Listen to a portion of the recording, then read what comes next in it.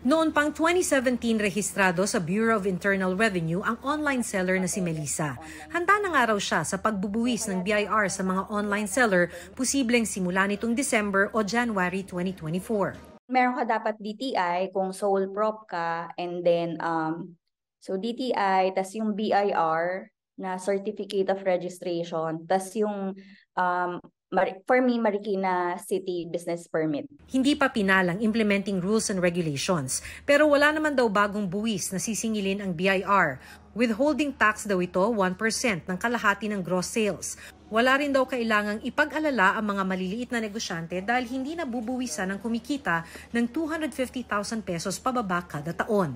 Unfair for the brick and mortar stores na nagbabayad na nga ng mga renta, ang dami nilang expenses in doing their business, tapos sa online wala masyadong overhead expense and nakakatakas pa sila sa tax.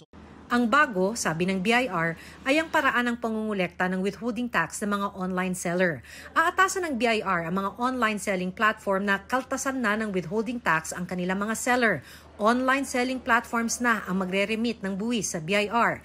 Hihingin din ng BIR na dapat rehistrado sa BIR ang kanilang mga seller. Pag magbabayad na siya kay online seller, magwi-withhold siya ng 1% of 1/2 of the revenue. So ngayon, ibig sabihin nun, dahil ang pera ngayon, yung tax ngayon na dapat bayaran, si platform ngayon ang magbabayad ngayon sa BIR. In that sense, captured kasi syempre si online platform, alam niya lahat ng kliyente niya. Aatasan ding mag-remit ng buwis maging mga payment portals. Babantayan din ng BIR maging ibang social media platforms na may online selling.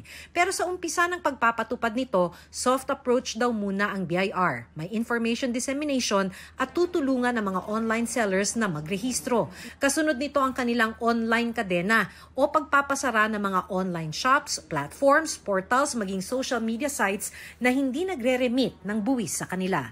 Para sa GMA Integrated News, Maki Pulido, nakatutok 24 oras. Mga kapuso, manatili nakatutok sa balita anumang oras. Mag-subscribe sa GMA Integrated News sa YouTube. At sa mga kapuso abroad, samahan nyo kami sa GMA Pinoy TV at sa www.gmanews.tv.